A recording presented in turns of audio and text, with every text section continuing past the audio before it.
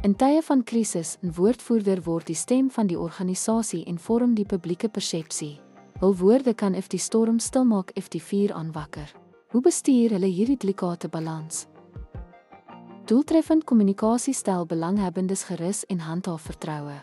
Die woordvoerder se rol is deurslaggewend in die lewering van konsekwente boodskappe wat die organisasie se reputasie handhaaf.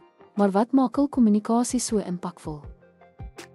Die 5 Ks, besorgdheid, duidelikheid, beheer, vertroue en bevoegdheid, is die ruggraat van impakvolle kommunikasie.